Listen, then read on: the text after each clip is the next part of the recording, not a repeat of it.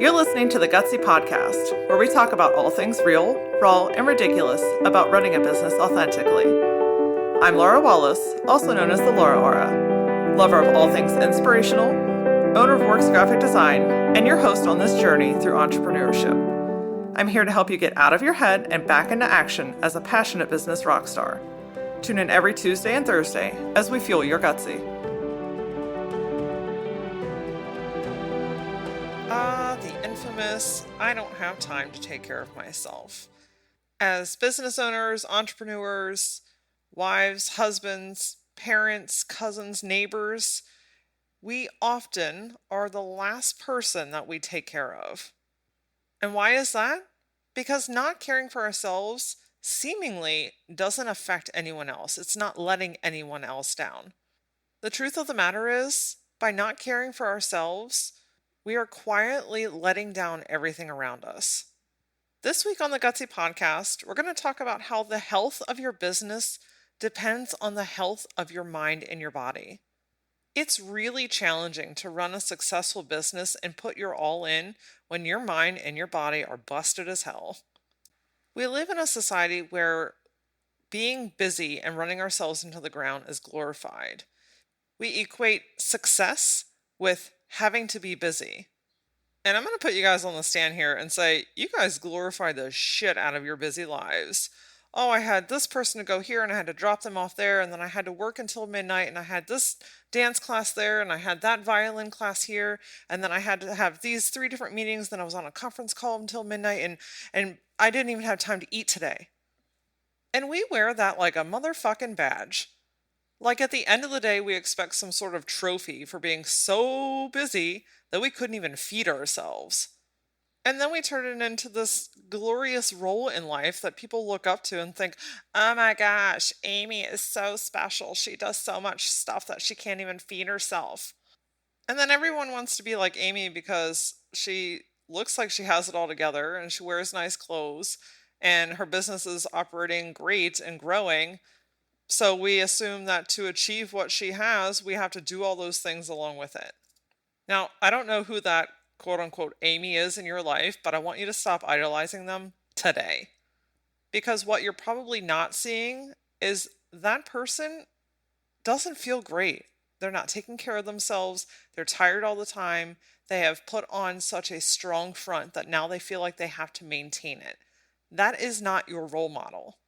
I'm here to tell you that you can be successful without running your health into the ground. Yes, sometimes there are seasons that require more of you. Yes, sometimes you are going to be way busier than you normally are. But none of those are a good enough reason or excuse to put your health in a handbasket and send it to hell. Look, I'm just as notorious for this as anyone else. I have caught myself time and time again that when I get busy, my health and my personal interests go by the wayside. One of my biggest areas of slip-ups when I get busy is food. I know that when I've got a lot going on at work, I've got a lot of mental saturation. The last thing that I want to do when I get home is cook. So from time to time, AJ and I get in these ruts and routines where we just go out to eat. Because guess what? We don't have to cook it. We don't have to clean it up. We don't have to figure it out. We don't have to go to the grocery store. It eliminates all these problems or time suckers that we have created in our lives. And then guess what? That snowballs into, well, now I don't have lunch for the next day. So I'll just go out and grab something while I'm at work. And then that night I get home and we go out to dinner again, and this cycle returns and goes over and over and over again. Not only is that not physically healthy, but it's not financially healthy either. We all know that you could cook the same meal at home for probably a third of the cost as if you would go out. The other problem with that is, for me personally, food and I are not exactly best friends. Well, let me rephrase that. There are certain trigger foods that cause autoimmune responses in my body. For instance, I love cheese, but cheese doesn't love me. We have a very complicated relationship, and I want it to be part of my life, but you know what? It's just not really possible. But when we're going out to eat, a lot of things have cheese in it, and the last thing I want to do is punish myself by not being able to even eat the things that I want to. So then I start eating stuff that's not good for my body, which triggers these autoimmune responses, which messes up my sleeping, which messes up my neurological system. And then before I know it, a couple weeks have gone by and I'm wondering, why can't I focus at work? In the time that it takes to go out to dinner and then to go out for lunch the next day, one of those trips could have been spent on a grocery trip, and then making the dinner could be maximized by planning out our week. By saying that I don't have time or energy to make dinner, it's just an excuse to justify a comfortable and bad behavior that I've just grown used to. It seems like it's easier to go out to dinner, but in fact, I'm actually making my life 10 times more difficult. So we finally faced this matter because this is a reoccurring thing for us. It's one of our natural habits that's super easy for us to snap back into. And I am so excited because after nearly 20 years of being with this man, he has realized that he enjoys cooking. Guys, I came home the other day and he had out Pinterest and was putting garlic and olive oil on zucchini like a freaking boss. And I gotta tell you, I just learned that there's nothing hotter than a tattooed dude with Pinterest open making you dinner. What we learned was we had to do something different. So, up until just even a couple of weeks ago, we thought that I was really the only one that knew how to cook in our house or that enjoyed it. But AJ saw how much pressure this was putting on me and decided to start experimenting with food. And I can tell you that we have eaten in more over the last 2 or 3 weeks than we probably have over the last 2 or 3 months. By shifting this habit, he has taken on a responsibility which has lightened the load on mine. We have delicious, amazing food every single night. We're saving money because we're not going out and buying, a couple extra glasses of beer and wine. Our health is better because we're eating really good food. We know what is going into it. And guess what? I have lunch the next day. Now, it may have taken us a little while to find what this new groove was or how to really make this change in our life. But the point is, we were willing to try. We were willing to figure out something different. Guys, I know it's a lot. Exercise here and go there and eat this way and don't do that and sleep more and take better care of yourself and do a nighttime face regimen. Look, you can't master everything, but you can start with a couple of small things and start to integrate to find out what are the areas that are affecting your health the most and what are some small changes that you can start to make on a regular basis to make a positive impact. Because here's the thing, when you neglect your body, it will get louder and louder and louder. It's going to continue to present ailments, sicknesses, fatigue, stress, anxiety, depression, you name it. It's not going to go away until you give it attention. And what might start off as a small headache, by continuing negative behaviors, that headache is going to turn into a myriad of things that you don't even want to wrap your head around. You can push yourself to the breaking point, literally. You can work so hard for so long, and then eventually your body's going to be like, if you're not going to help me have a timeout, I'm going to put you in a timeout. And there's nothing worse than having to be down versus choosing to be down. And guess what? Your body's not going to choose the most convenient time. Like, oh, look, Sally has this Saturday through Monday open. We should just completely fall apart then. No, it's going to wait until you've got a bunch of deadlines. You're supposed to travel somewhere. You've got a big project coming up. It's going to explode at the time where you need you the most. A good friend of mine, Mary Kate McKenna, owner of Mary Kate McKenna Photography, said, if you are doing well, that's not the same as being well. And I could not agree with her more. You or your business or your life or your family could be doing well. But if you're not physically and mentally feeling well and performing at your optimal level, then you are robbing yourself and everyone around you of a higher version of who you are. So one of the very first things that you can do is really just to start to understand where you are willing to sacrifice parts of your health. For me, it was food, right? I just told you the story about how it's very easy for us to snap into autopilot and not cook and just go out to dinner. What are some of your behaviors and how are they affecting you? Now, I want you to get really real with yourself about this because you could be like, oh, I don't work out. It's no big deal. But how is that affecting you? Sometimes it's also to see things from a different lens. So we have adopted this mindset that by caring for yourself, you're being selfish. I'm going to stop you right there. We're going to flip that table around and say, by not taking care of myself, I am robbing myself and everyone around me from something. Everyone in my business, in my family, and in my immediate circle will benefit greater when I have invested in my own self. And if that's not enough for you to change a habit, I want you to reframe it even further. I want you to say, by not caring for myself, I'm accepting to not care about my clients, my employees, my family, and my friends. Because not caring for you doesn't just affect you, it affects everything and everyone that you touch. If you've been on an airplane, you know that the stewardess always tells you to put your own mask on before you put the person's that is sitting next to you. And why? Because if your ass is passed out, you can't exactly save them. The same goes for your business, guys. You have to be willing to put your own mask on to be able to raise everyone around you. If the leader is tired and cranky and upset and anxious, guess what?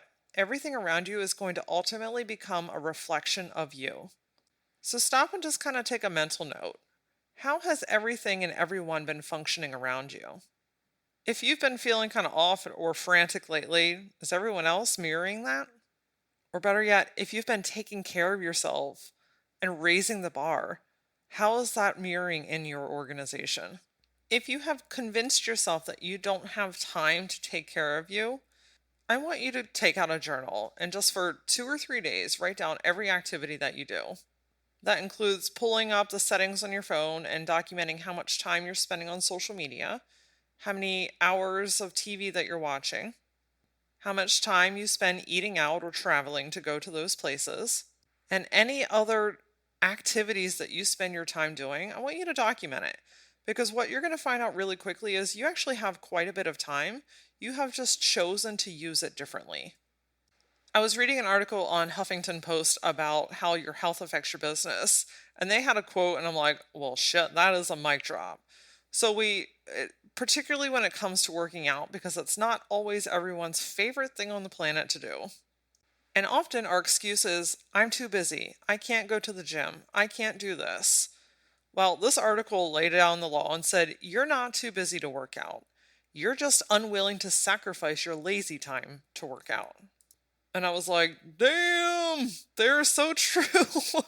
It's way easier to lounge on the couch or stay in bed too long or just not do anything than it is to get up and physically move your body to the point where it sweats.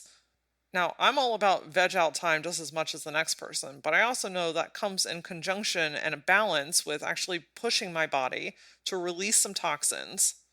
So while we're on the topic of working out, that's one of the very first things that you can integrate in taking care of yourself. You carry a lot of stress on your plate. You do a lot of things, you have to make a lot of decisions, your brain is always going. Your body needs a place and a time and a method to release some of that feeling. Working out is an enormously healthy way for you to channel your anxiety and turn it into something productive that ultimately is going to help you and your body. Now look, I am not a gym goer. I have tried. I have paid the memberships. I have let them lapse for months at a time. I'm paying for it, but I'm not going. I'm certain that at least 87% of you have experienced this in some point in your life. What I found out was it's not working out that I hate. It's the method and how I was trying to work out. I was trying to put myself in a bubble where I felt like I had to do these things because this is typically what other people do. Now, I've got some great friends and some family where going to the gym works out amazing for them because that's their thing. What I found was I needed something different. So you guys know that I'm a huge fan of Peloton and I'll sing it all day long. Having a Peloton completely shifted the way that I look at working out. Because most of the stress around going to the gym and working out was not around the actual workout. It was in the time that it took for me to get there, do the thing that I need to do, shower, drive home, make dinner, figure out which time of day I was doing this. My bike, it's at my house. So it eliminated all of the problems that I put in front of actually being able to take care of myself. As it turns out, I actually really love working out because I love sweating. I like channeling all that pent up energy from the day or the week and just blasting it out through this bike. And the music is loud in my ear, and the instructors are great, and I'm in a dark, cool room, and it works for me. So, guess what? Working out is no longer a giant pain in the ass. It's something that I quite enjoy doing. So, when you're looking at your fitness, what obstacles are getting in your way, and how can you overcome those things? If it's driving to the gym that's a pain for you, look at getting something at home. Is there an app that you can use? Hell, you can even use YouTube and find all kinds of exercise videos. Maybe it's lack of motivation. So maybe working out at home is not for you because you need to be in that surrounding of other people. So maybe finding a group class. It could simply even be the time of day that you're trying to work out. So if your mornings are already insanely hectic and you're trying to throw in a workout on top of that and you just keep bombing it, maybe try working out after you get home from work or early in the evening. What fits for one person does not have to fit for you, and that's completely okay. The key here is finding something that resonates with you. I used to think that I hated to read until I realized that I was reading the wrong thing. Now I have more motivational self-help books than I even can wrap my head around. When you're thinking about your health, the things that you put in your body and on your body have an enormous impact. So I want you to really start evaluating what kind of food are you putting in your body and how are you feeling after you eat it. As much as I love going to get fajitas and chips and salsa and cheese dip, remember what I told you about cheese earlier, after I eat that, I feel like a freaking ton of bricks. Be really mindful of the way that food makes your body feel. I want you to consciously think about the stuff that you're eating and look at it and look at the color and smell it and how does it make you feel after you've eaten it and even in the hours and days afterwards. The thing about food is it can be a tricky little sucker because it may not affect you immediately. So you think, oh, it's fine. Those 7 chili dogs that I just downed aren't going to affect me. But then 2 or 3 days later, you find yourself being insanely sluggish. You also don't have to change your entire diet. You don't have to cut out entire food groups. You don't have to get all like AWOL and start only eating spinach because that's the new thing. We're talking about little adjustments. Like maybe it's 2 extra bottles of water a day versus the Coke that you were going to go grab. Maybe it's taking leftovers versus going through the drive-thru. You don't have to uproot and change everything in your entire house in order to eat and feel healthy. I think sometimes health can be discouraging because we feel like it's an all or nothing deal. Like, if we're not going to go full vegetarian, then why even bother eating healthy? Because that's clearly what we have to do. No, health is obtained in these small steps that accumulate over time. One of the other big ones, sleep. I love sleep. Sleep is my friend. I welcome it into my heart and into my arms. And I have learned, and especially as I start to get older, that my body shuts down and it has to sleep. Now, if you're one of those crazy, awesome people that can run on 4 hours of sleep, more power to you. But me, I need a solid 7 or 8 hours to even be able to function. One of the most important parts about sleep is not only going to bed at a reasonable time, right? So if you're working on your laptop in your bed until 1 or 2 a.m., and then your alarm is going off at 6 or 7, you are not resting, friend. This is going back to setting those boundaries and saying, you know what, the electronics don't go into the bedroom. I'm not going to work up until the 11th hour right before I'm about to fall to sleep. Because I don't know about you, but when I do have to work late, it is insanely hard for me to fall asleep because my mind is on, my eyes are going, whatever has happened in the electronic world has impacted my brain, and now I'm ready to take on the world. Look at the habits that you have prior to bed and even waking up in the morning and say, how can I start to change some of these habits so that I can give myself a little bit more rest time? Maybe it's going to bed a half an hour earlier or plugging your phone in the kitchen versus on the nightstand. It might be not grabbing the phone as soon as you wake up in the morning. Whatever it is, there are some small changes that you can make to allow yourself time to sleep. Guys, you physically and scientifically have to sleep to be able to exist. And one of the last areas that you can evaluate is your mental health. Yes, your body, your physical health is insanely important, but your mind is just as important. If you are constantly stressed and overworked and staying up late and feeling like you're always chasing the ball, that will eventually take a physical toll on your body.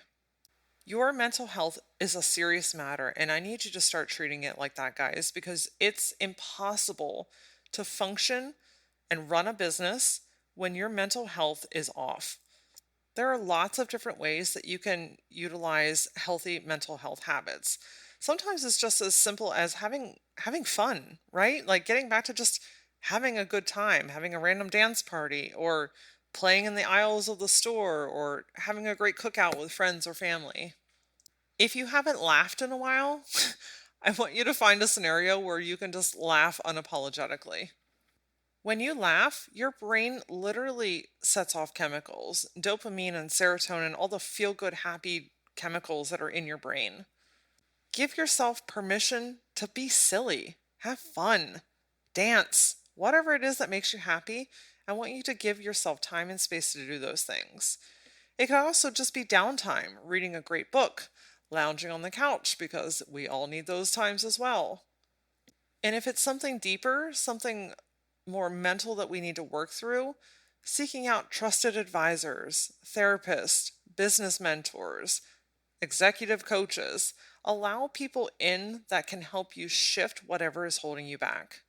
The key here, guys, is finding positive ways to deal with stress. Not only have a positive impact on your body and your mind, but it has a positive impact on your business. When you are well rested, you think sharper and clearer and more quickly. When you've had a good solid meal, something that fuels your body, you have more energy to put into the things that require you. When you have exercised, you have rid your body of toxins, allowing you more energy and mental clarity. And when you've invested in your own mental health, you can start to focus on the forward-thinking, visionary things that are ahead of you versus dwelling on some of the things that have held you back. You are worth your time, money, and effort to care for your own self. Because at the end of the day, you are the only thing and person that you have. It is your responsibility to care for the body that you have been given, for the mind that you were blessed with, and the insane amount of untapped potential that is within you. When you have mental clarity and physical abilities to be able to do these things, not only you're going to impact yourself, but you're going to be a better person for everyone around you. You're going to run a stronger, more successful business. You're going to be a better friend, a better spouse, a better parent, and you're ultimately going to be able to live your life with a little bit more ease. Join me for this week's Power Back as we shift your mindset from thinking, oh, I wish I could be like, into this is who I actually am. That person that you strive to be is just literally on the other side of a decision. Until then, follow the Gutsy Podcast on Facebook and Instagram. And for more business insights, follow me personally on Instagram at @ThatLauraOra. See you next time.